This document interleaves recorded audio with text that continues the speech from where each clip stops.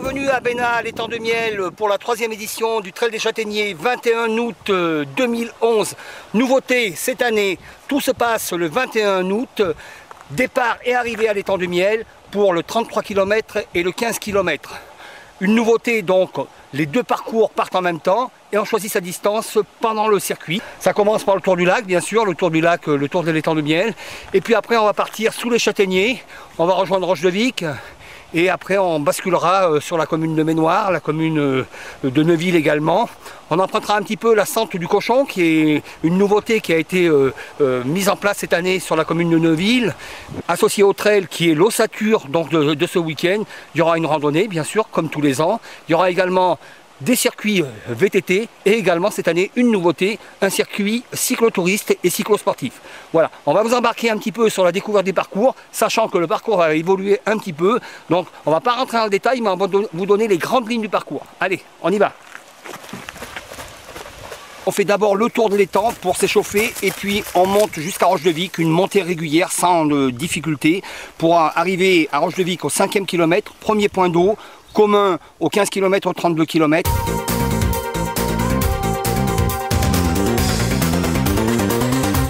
Passage à Roche-de-Vic, c'est le point culminant du trail.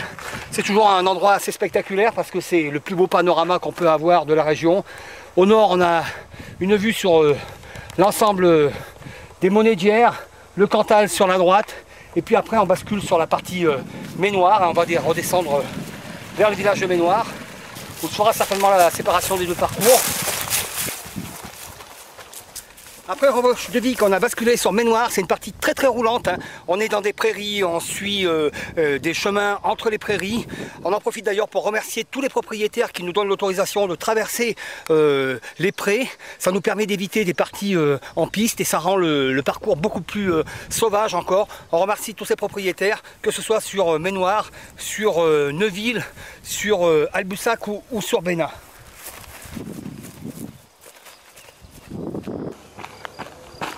Voilà au fond du bourg de Ménoir où aura lieu la séparation des parcours, puisque donc le 15 km bifurque à droite et va rentrer tranquillement avec quand même l'ascension de Chasterluc juste à quelques encablures de là.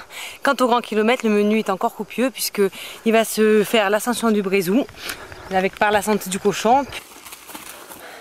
Depuis le fond du bourg de Ménoir, c'est une montée régulière qui nous amène ici au pied de la boucle du Brézou. Une petite boucle d'à peine 2 km qui va nous faire le tour du puits Brézou et son ascension. Donc c'est là qu'on trouvera également le ravitaillement, le premier ravitaillement tenu par l'équipe de Neuville. Je pense qu'il sera copieusement gardi. Et donc une fois qu'on a terminé cette boucle et cette ascension, on plongera vers les cascades de Gourlastine. Voilà arrivé en haut du puits Brézou, une montée raide mais très courte avec Chasterluc qu'on va retrouver dans quelques kilomètres après les cascades. C'est les deux montées les plus raides du parcours.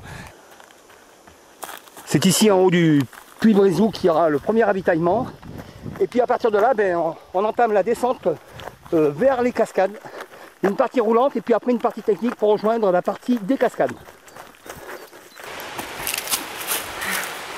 Nous arrivons maintenant aux cascades de Gourlastine. Après le passage au Brézou qui laisse quelques traces quand même avec des sacrées montagnes russes.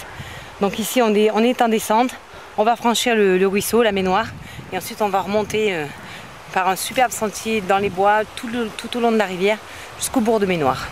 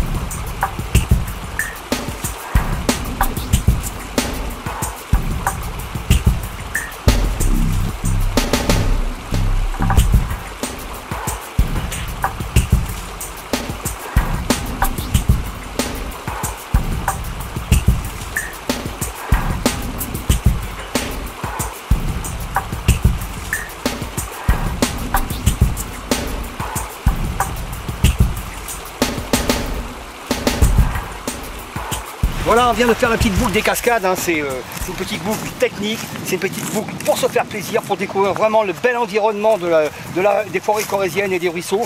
Maintenant on remonte sur Ménoir. Alors là, il faut y aller d'une façon pondérée parce que c'est une montée sans être raide qui est exigeante, d'autant plus qu'elle va s'enchaîner par la montée après de Chasterluc qui est un bon petit raidard avant d'arriver au ravitaillement de la Grafouillère.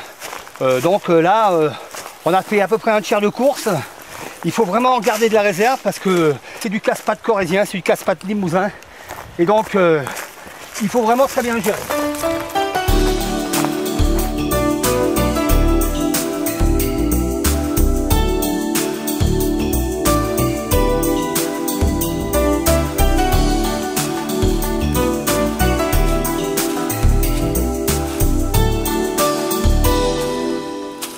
Voilà le fameux raidard de Chasterluc qui est pas plus de 500 mètres de long mais qui laisse bien des traces dans les mollets et les cuisses.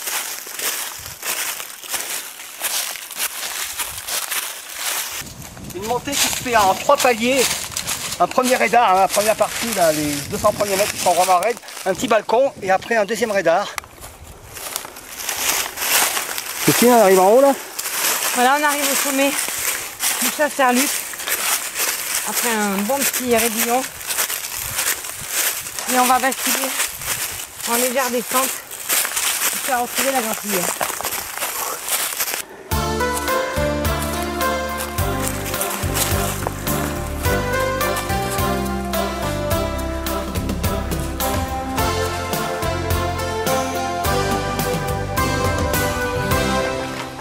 Nous voici arrivés à la Grafouillère, donc on est à peu près à 20 km de course, hein, ça va dépendre un petit peu des modifications dans la première partie. Il reste donc entre 12 et 14 km pour rejoindre l'étang de Miel. On va rejoindre maintenant par le parcours classique des autres années Bénat. Donc une partie bien roulante, là on va traverser des prairies, on va passer sur l'arboretum de la Périgueux, après on va redescendre sur le moulin de Cor, des montagnes russes jusqu'à Bénat.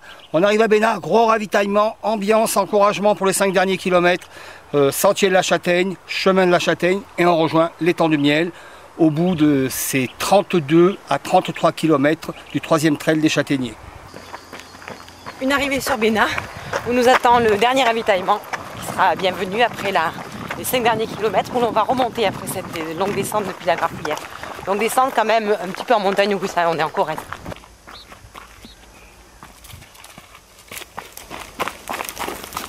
Après ces 8 km particulièrement roulants depuis la Grafouillère, nous voici arrivés à Bénat, 27e kilomètre. Ici, gros ravitaillement, puisque c'est un ravitaillement qui va servir aux 4 activités, hein, randonnée, cyclo, VTT et trail. Trail 32 km, hein, parce que le 15 km ne passe pas ici. Donc il reste encore 5 km pour rejoindre l'étang de Miel. Venez encourager les coureurs ici, il y aura l'ambiance dans le village, parce que les 5 derniers kilomètres sont encore exigeants. Et puis voilà, hein, c'est les 5 derniers kilomètres, donc on est un peu fatigué. Et tout le réconfort et tout le soutien qu'on pourra apporter aux coureurs pour les 5 derniers kilomètres sera le bienvenu ici. Allez, on va dans le village et après on va repartir pour les 5 derniers kilomètres sur le superbe chemin de la Châtaigne.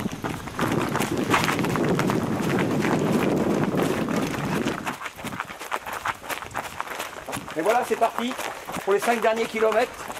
On quitte Bénat et on rentre dans le chemin de la Châtaigne. 5 km qui vont nous déposer là-haut à l'étang de Miel où on est parti il y a 32 km.